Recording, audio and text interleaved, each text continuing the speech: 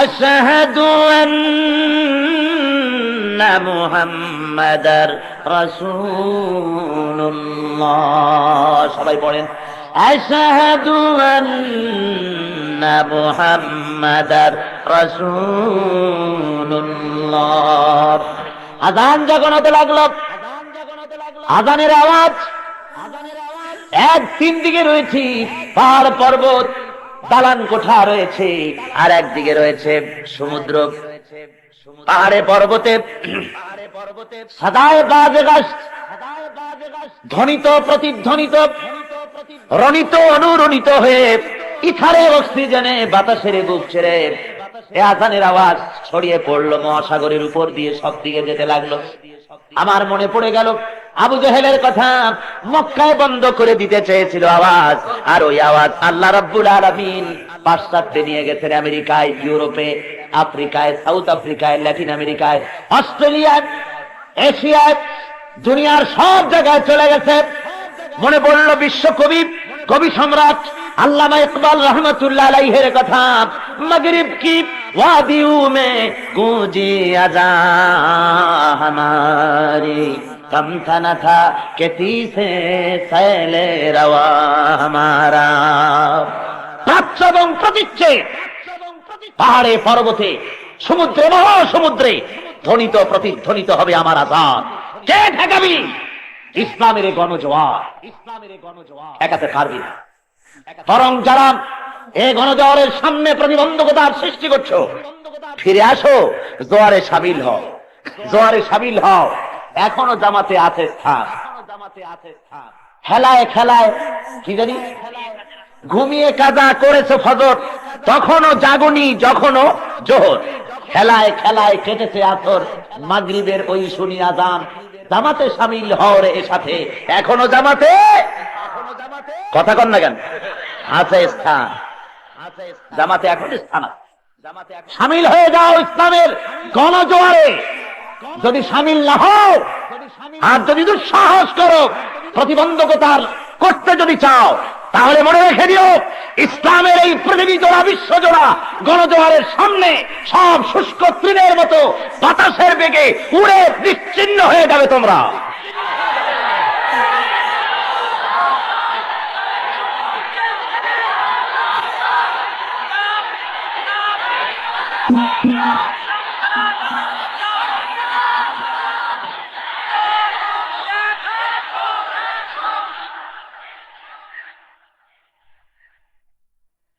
ভাইরা আমার, আল্লাহ রাব্বুল আলামিন এরপরে বলতেছেন, ইয়া হাসরাতান আলাল ইবাদ মা ইয়াতিহিম মির রাসূলিন ইল্লা কানু বিহি ইস্তাহজিউন।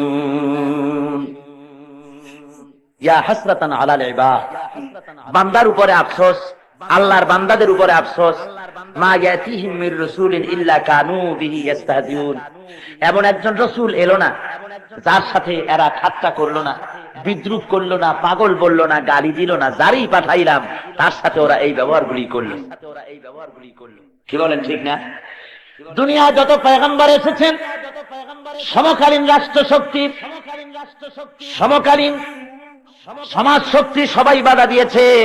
বাধা দেওয়ার কারণ কি আপনারা জানেন?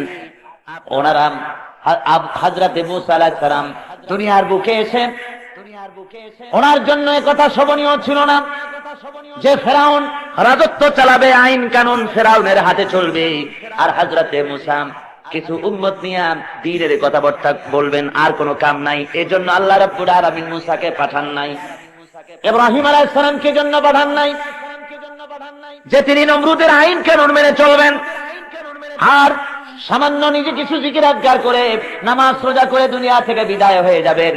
এজন্য আল্লাহ রাব্বুল আলামিন ইব্রাহিম আলাইহিস সালামকে পাঠান নাই, বরং জমিন হলো আল্লাহর, আইন চলবে আল্লাহর, এই জন্য পাঠিয়েছেন। যখনই দাওয়াত দিয়েছেন মুসা আলাইহিস সালাম, ফেরাউন বাধা দিয়েছে। ফেরাউন বলেছে, তুমি যদি নবী হবে তার প্রমাণ কি দেখাও। হযরতে মুসা আলাইহিস সালাম বগলের ভিতরে থেকে হাত বার করে দেখালেন। ওই ফেরাউন দেখতে পেল নূরে চমকাচ্ছে, সাদা ধবধব করছে। বলল, বুঝতে পেরেছি, তুমি জাদুকর হয়েছে। আমার দেশেও জাদুকর আছে, সেই জাদুকরদের সাথে যদি পারো কুলাইয়া উঠতে, তাহলে বুঝবো যে তুমি সত্যিই নবী। জাদুকরদের ডাকা হলো, জাদুকরেরা এলো, জাদুকরদের সামনে হযরত মূসা উপস্থিত হলেন। জাদুকরেরা বলল, মূসা জাদু আগে আপনি দেখাবেন না আমরা আগে দেখাবো? হযরত মূসা আলাইহিস সালাম বললেন, তোমরা আগে দেখাও। এবার জাদুকরেরা তারা কিছু জাদু মন্ত্র পুত করলো তাদের বিভিন্ন জিনিসের উপরে, সবগুলি দিয়া বাঘ হলো, সাপ হলো, সিংহ হলো, মূসা আলাইহিস সালামের উপরে ঝাঁপায় পড়লো। হযরত মূসা একটুখানি ঘাবড়ে গেলেন, ভয় পেয়ে গেলেন। রব্বুল আলামিন বলেন, খবরদার মূসা, ভয় পাইও না, বাতিলের বিরুদ্ধে ময়দানে নামায়া তোমার একা ছেড়ে দেই নাই, আমি আল্লাহ রব্বুল আলামিন তোমার সাথে আছি। কিসের ভয় তোমার? আমি আছি। হাতের লাঠি ছেড়ে দাও। মূসা আলাইহিস সালাম লাঠি ছেড়ে দিলেন। কি হয়ে গেল? কি হয়ে গেল? ইয়া হাইয়াতুন তাসআ, অজগর হয়ে গেল, হা করলো, আর জাদুকরদের তৈরি করা সাপ, সিংহ, ব্যাঘ্র সব গিয়ে ঢুকলো মূসা আলাইহিস সালামের লাঠি মার্কা সাপের কানের মধ্যে।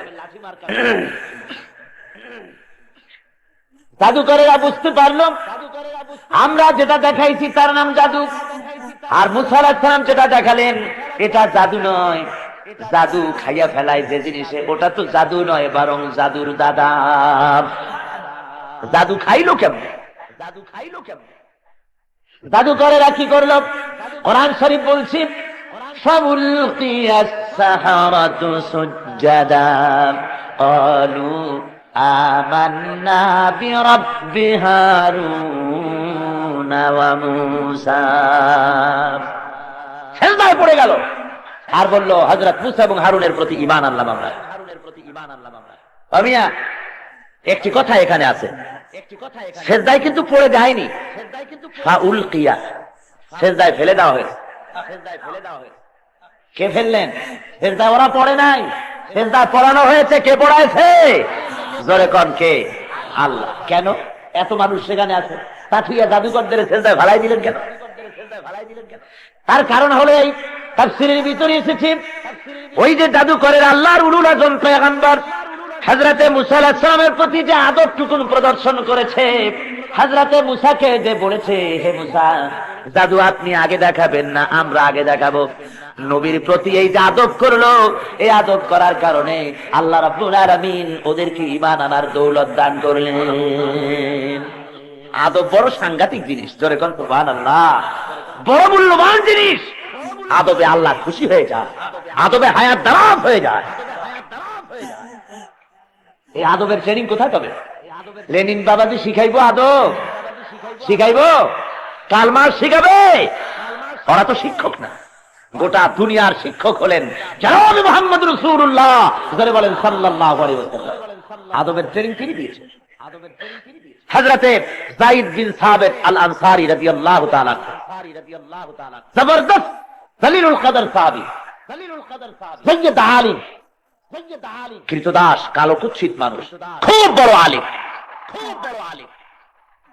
ঘোড়ার পৃষ্ঠের উপরে সওয়ার হয়ে কোথাও যাচ্ছেন, তৈরি হয়েছে, ঘোড়ার পিঠের উপরে চড়ে পাটা পাদানি, যেটাকে রেকাব বলা হয়, রেকাবের মধ্যে পা ঢুকাবার চেষ্টা করতেছেন, কিন্তু যতবার পা ঢুকাবার চেষ্টা করেন লোহাটা সরে যায়, পাটা ঢোকে না। এমন সময় উনি অনুভব করলেন কে যেন পাখানা ধরে লোহার জিনজিরের ভিতরে ঢুকাই দিলেন। উনি নিচে তাকালেন, তাকিয়ে দেখেন যিনি পা ধরে ঢুকাই দিলেন তিনি হলেন রাইসুল মুফাসসিরিন হযরতে ইবনে আব্বাস রাদিয়াল্লাহু তাআলা আনহু। সুবহানাল্লাহ ওয়া বিহামদিহি। রাসূলের চাচাতো ভাই, তিনি কৃতদাস, কালো কুৎসিত হযরত যায়েদের পাখানা ধরে লোহার রিকাবের মধ্যে ঢুকিয়ে দিলেন। হযরতে যায়েদ শিউরে উঠলেন, বললেন লা তাফাল ইয়া ইবনে আম্মা রাসূলিল্লাহ সাল্লাল্লাহু আলাইহি ওয়াসাল্লাম। হে রাসূলের চাচাতো ভাই, খবরদার এই কাজ আপনি করবেন না, আমার পায়ে আপনি কি দিয়ে হাত দিবেন? হযরতে ইবনে আব্বাস রাদিয়াল্লাহু তাআলা আনহু বলছেন, হাকাযা উমিরনা আন নাফআলা বিউলামাইনা, আমরা আদিষ্ট হয়েছি রাসূলের কাছ থেকে। আমাদের উলামাদের এভাবে সম্মান দেওয়ার জন্য, মর্যাদা দেওয়ার জন্য, আমাদের উলামা, আমাদের বুজুর্গদের প্রতি সম্মান দেওয়ার জন্য রাসূলের কাছ থেকে আমরা আদিষ্ট হয়েছি। সুবহানাল্লাহ। হযরতে যায়েদ রাদিয়াল্লাহু তাআলা আনহু বলছেন, আরিনি ইয়াদাক, ও ইবনে আব্বাস, দেখি তোমার হাতখানা কোন হাত দিয়ে তুমি আমার পায়ে হাত দিয়েছিলে, দেখি সে হাতখানা। হযরত ইবনে আব্বাস রাদিয়াল্লাহু তাআলা হাতখানা উঁচু করলেন, ফাকাব্বালাহা যায়েদ। হযরত যায়েদ রাদিয়াল্লাহু তাআলা আনহু হাতের উপরে চুমা খাইলেন, হাতখানার উপরে চুমা খাইলেন, আর বললেন, হাকাযা উমিরনা নাফআলা বিকারাবাতি রাসূলিল্লাহ সাল্লাল্লাহু আলাইহি ওয়াসাল্লাম, এইভাবে করে আমাদেরকেও আদেশ করা হয়েছে রাসূলের আওলাদদের প্রতি মর্যাদা দেওয়ার জন্য। জোরে বলেন সুবহানাল্লাহ। সম্মান, আদব, মর্যাদা শিখিয়েছে ইসলাম, আর কেউ শিখায় নাই। জোরে বলেন সুবহান। আদবের কারণে আল্লাহ রাব্বুল আলামিন এই জাদুকরগুলিকে ঈমান আনার দৌলত দান করলেন। ওরা সিজদায় পড়ে গেল। এরপরে ফেরাউন অর্ডার করে দিল, আমার উপর ঈমান না এনে মুসার খোদার পর ঈমান এনেছি, সুতরাং এদের হাত কাটো, ডান হাত কাটো, বাম পাও কাটো, আবার বাম হাত কাটো, ডান পাও কাটো, মিন খিলাফ, একটার উল্টা আর একটা কাটো। এরপরেও যদি ঈমান না আনে গলা কেটে দাও, ছুঁড়ে চড়াও, হত্যা করো। যখন হাত কাটা শুরু হয়ে গেল, তখন ওই জাদুকরগুলি, নতুন মুসলমানগুলি, এখন আর জাদুকর নয়, এখন তারা নতুন মুসলমান। এই মুসলমানগুলি তখন বলতেছেন, উক্তুলুনি উক্তুলুনি ইয়া সিফাত, ইন্না ফি কাতলি হায়াতান ফি হায়াত। হে নির্ভরযোগ্য হত্যাকারী, তাড়াতাড়ি আমাদের হত্যা করো। যেহেতু তোমরা যে আমাদেরকে হত্যা করতেছো, আমরা মরে যাব না, এ জীবনের পরিবর্তে আর একটা নতুন জীবন পাবো। সেই জীবনে তাড়াতাড়ি হত্যা করো, তাহলে সেই নতুন জীবনে আল্লাহর সাথে দিদার নসিব হয়ে যাবে। তাফসীরের মধ্যে এসেছে, ঈমান আনার দৌলত আল্লাহ দান করলেন, তারপর আবার হাত কাটার ব্যবস্থা করলেন কেন? ঈমান তো আনলেন, তারপর আবার হাত কাটা হলো কেন? এটা ছাড়াই তো আল্লাহ নিতে পারতেন। হাত কাটার ব্যবস্থা এই জন্য হলো, তাফসীরের ভিতরে জবাব এসেছে এই প্রশ্নের। নবীর প্রতি আদব করেছে বলে আল্লাহ রাব্বুল আলামিন ঈমান আনার দৌলত দান করেছেন, কিন্তু প্রকৃত নবীর সামনে, মুজিজার সামনে জাদু দেখানোর মতো বেয়াদবি যে হাত দিয়ে করা হয়েছে, ওই হাত শুদ্ধ আল্লাহ রাব্বুল আলামিন জান্নাতে দিতে চান না।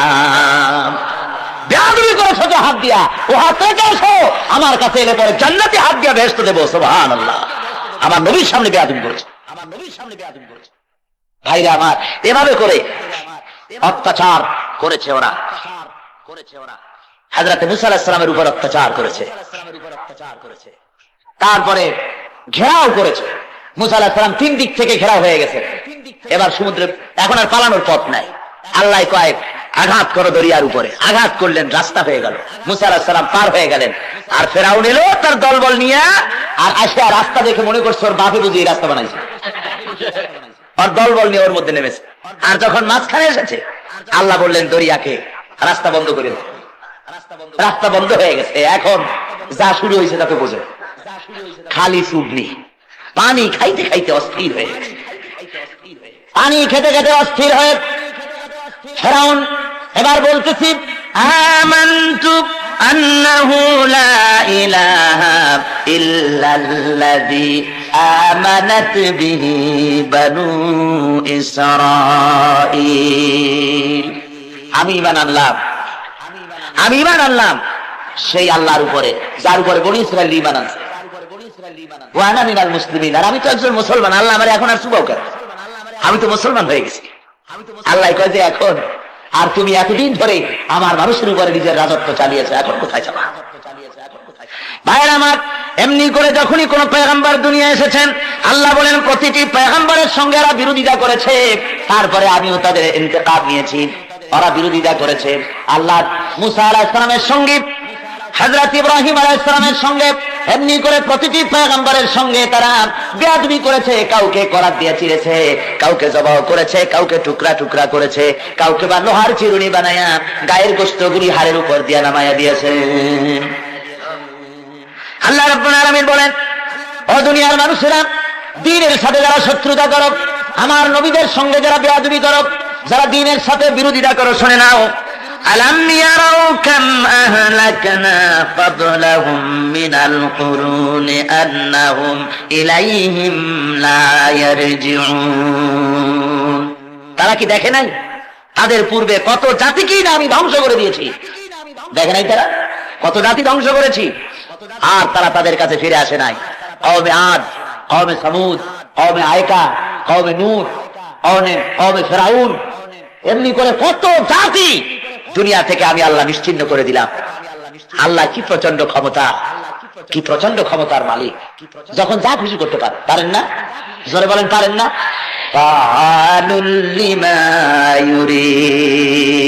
যা খুশি তিনি তাই করতে পারেন। প্রচন্ড ক্ষমতার মালিক। মেক্সিকো শহরের কথা আপনারা শুনেছেন, বিরাট শহর, যৌন আবেদনের, যৌনাচারের, যৌন পাপের লীলাভূমি, রাজধানী মেক্সিকো। জেনা হচ্ছে, ব্যভিচার হচ্ছে, ব্লু ফিল্ম হচ্ছে, শয়তানি হচ্ছে, বদমাশি হচ্ছে, চরম ভাবে হচ্ছে। আর আল্লাহ রাব্বুল আলামিন অর্ডার করলেন, বললেন কুন, আর সাথে সাথে হয়ে গেল। কি কুন বললেন হ। সমুদ্রের মধ্যে যে তুফান করেন না, কি করেন আপনারা? ঢেউটারে কি করেন? ঢেউ। সমুদ্রে যেমন ঢেউ হয়, আল্লাহ মেক্সিকোর মাটিকে অর্ডার দিলেন ওই রকম ঢেউ হয়। চিন্তা করেন একটু, সমুদ্রে যে ঢেউ হয় ওই রকম ঢেউ যদি মাটির উপরে হয়, অবস্থাটা কি? যখন মাটির উপরে ঢেউ শুরু হয়ে গেল এমনি করে, আর 120 তলা, 80 তলা, 50 তলা বিরাট বিরাট বিল্ডিং গুলি করে বর্গাম, আর ইটগুলি বন্দুকের গুলির মতো চতুর্দিকে ছুটতে লাগলো। হাজার হাজার মানুষ এক নিমিষের ভিতরে একটা মৃত্যু নগরীতে পরিণত হয়ে গেল, সব স্তব্ধ হয়ে গেল। পারেন না আল্লাহ? আবার বন্ধুগণ, কলম্বিয়ার আর্মেরা শহর মাত্র অল্প সময়ের মধ্যে পৃথিবীর ইতিহাস থেকে আল্লাহ মুছে ফেলে দিলেন। 25,000 লোক জীবিত সমাধি হয়ে গেল। কি যে ক্ষমতা আমার আল্লাহ! তাই বলছেন আল্লাহ রাব্বুল আলামিন, কত জাতিকে শেষ করে দিলাম। সুতরাং বিরোধিতা করো না ইসলামের সাথে। এই কথাগুলি বলার কারণ, ইসলামের সাথে বিরোধিতা করো না। তোমরা যে বিরোধিতাটা করো, কেন করতেছো? কেন তোমরা মানুষকে হত্যা করো, কেন শহীদ করে দাও, কেন করতেছো? ওরা তো কোনো খারাপ কথা বলে না, ওরা চুরির কথা বলে না, ওরা ডাকাতির কথা বলে না, ওরা জেনার কথা বলে না, ওরা ব্যভিচারের কথা বলে না, ওরা সুদ ঘুষের কথা বলে না। ওরা বলে জমিন আল্লাহ, আল্লাহর আইন চালু করো। কথা তো এইটে না, আর কিছু কথা এইটা কি না? এরা তো বলে না যে আমারে ঘুষ দাও, সুদ দাও, অথবা আমেরিকার আইন চালু করতে এসেছি, বা ব্রিটেনের আইন চালু করতে এসেছি, বা রাশিয়ার আইন চালু করতে এসেছি, তা তো বলে না। ওরা বলে আমি আল্লাহর দিন কায়েম করতে চাই, নবী জনাব মুহাম্মদ রাসূলুল্লাহ সাল্লাল্লাহু আলাইহি ওয়াসাল্লামের দিন কায়েম করতে এসেছি। এই কথা যখন বলে, তখন তোমরা তাদেরকে শহীদ করো, তাদের মেরে দাও, তাদের আঘাতের জায়গায় আঘাত দাও, মায়ের কোল থেকে ছিনাই আনাও, মাকে কাঁদাও শহীদ করে করে, যুবক যুবক ছেলেগুলিকে শহীদ করে তার মাকে কাঁদাও, তার বাপকে কাঁদাও।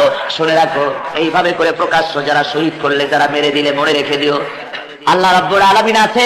তুমি যদি কারো মা, কারো কলিজার টুকরা সন্তান শহীদ করে দিয়ে যদি তার মাকে কাঁদায় থাকো, আল্লাহ রাব্বুল আলামিন তোমাকেও দুনিয়া থেকে জনমের মতো বিদায় করে দিয়ে তোমার মাকে, তোমার বাপকেও কাঁদাবেন। আল্লাহর বিচার আছে, আছে না? জোরে বলেন আছে কিনা?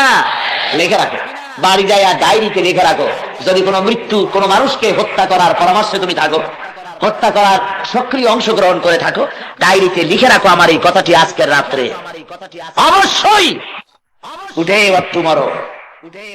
তুমি যেভাবে মারছো, কেসি দিয়া, ছুরি দিয়ে, ড্যাগার দিয়ে, খোসায় খোসায় যেভাবে মেরেছো, এক চাইতে জঘন্য নৃশংস ভাবে আল্লাহ তোমাকে মারবেন। তৈরি থাকো।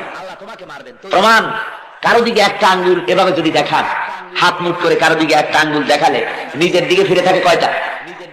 3টা ফিরে থাকে। দেখেন, এভাবে যদি করতে চান, তার অর্থ আপনার হাত বলে দিচ্ছে অপরের মারিস যদি 1 খোসা, তুই খাবি 3 খোসা। আমরা দেখছি, দেখে কথা বলি, পড়াশোনা করে কথা বলি। যারা মানুষের মায়ের বুকের সন্তান, এদেশের মানুষকে যারা মারলো, কত মানুষে মারলো, একটা গুলি দিয়ে শেষ করেছে। আল্লাহ তার বুকটাকে হাজারো গুলি দিয়ে ঝাঁঝরা করে দিয়েছে। দেন নাই? জোরে বলেন দিয়েছেন কিনা? দিয়েছেন। সুতরাং একটা দুইটা মানুষ মারিয়া একটা দুইটা ছাত্র মেরে, একটা দুইটা ছাত্র মেরে, একটা দুইটা শিক্ষক মেরে তোমরা ইসলামী আন্দোলন বন্ধ করতে পারবে না।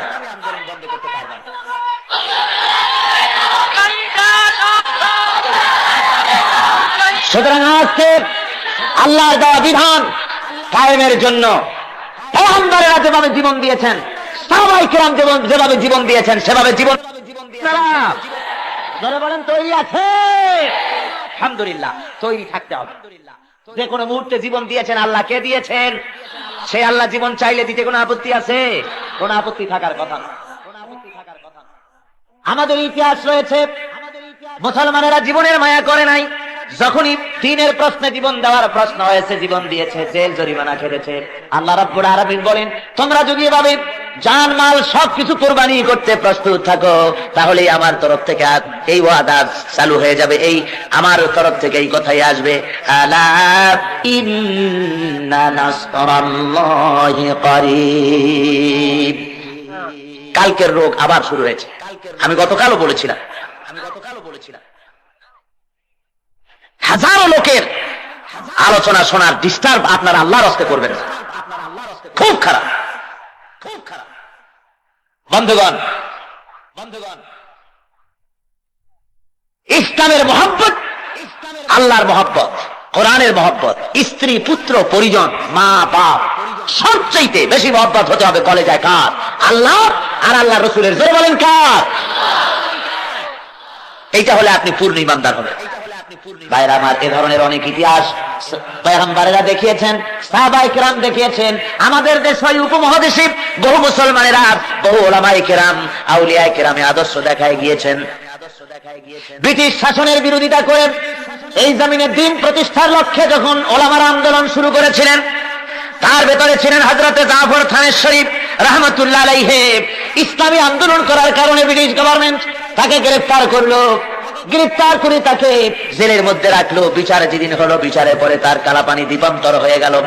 তাকে দ্বীপান্তরে নিয়ে যাওয়া হবে, দ্বীপে নিয়ে যাওয়া হবে। তাকে রাস্তায় বের করা হয়েছে, গলায় শিকল পরানো হয়েছে, কোমরে শিকল পরানো হয়েছে, পায়ে বেরি পরানো হয়েছে, হাতে শিকল পরানো হয়েছে। ওই সময়ের একজন জবরদস্ত আলেম তিনি ছিলেন। চুরি করেন নাই, ডাকাতি করেন নাই, জেনার বিচারের প্রশ্নই তো ওঠে না। শুধুমাত্র ইসলামের কারণে, আল্লাহর দ্বীনের কারণে এত বড় আলেমের গলায় শিকল, কোমরে শিকল, পায়ে শিকল, শিকল পরাইয়া টানতে টানতে রওনা করাই দিয়েছে। রাস্তার দুই দিকে অসংখ্য জনসাধারণ দাঁড়িয়ে দেখতেছে।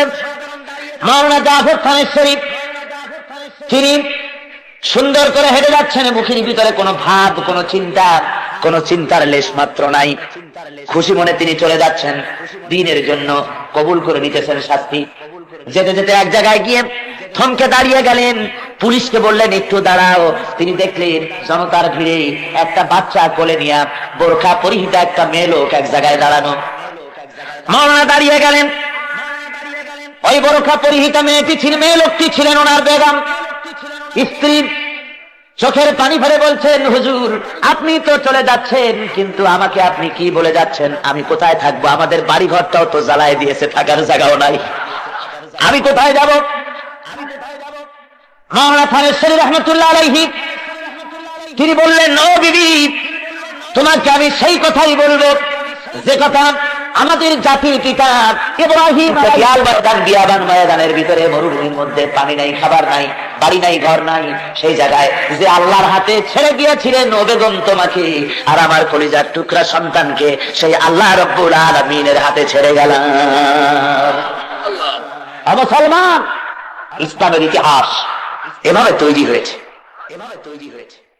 যারাই দিন প্রচার করতে এসেছে তাদের সাথে বিরোধিতা হয়েছে, মার হয়েছে।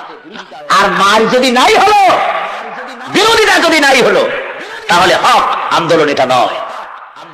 যাবেন আপনি ঢাকায়, আপনার সামনে স্টেশন আসতে হবে সীতাকুণ্ড, ফেনী, লাকসাম, তাহলে বুঝতে হবে ঢাকা যাচ্ছে গাড়ি। আর ওই সব স্টেশন না এসে স্টেশন আসতেছে কাপ্তাই, রাঙ্গামাটি, এগুলি আসতেছে, তাহলে কি ঢাকা যাচ্ছে? ঢাকা যাচ্ছে গাড়ি? ঢাকা যাচ্ছে। সুতরাং ইসলামের দাওয়াত যদি আপনারটা হক হয়, তাহলে স্টেশন আসবে বদর, স্টেশন আসবে ওহদ, স্টেশন আসবে আবু জেহেল, স্টেশন আসবে হুনাইন, স্টেশন আসবে ফতে মক্কা, স্টেশন এগুলি আসতে থাকবে। আর দাওয়াত যদি হক না হয় তাহলে স্টেশন আসতে থাকবে কমলা লেবু, আঙ্গুর, বেদানা, হাদিয়া, তোফা। কথা বুঝতে পেরেছেন? সুতরাং দাওয়াতে হক মানুষের সামনে যখনই পেশ হয়েছে তখনই এই অবস্থা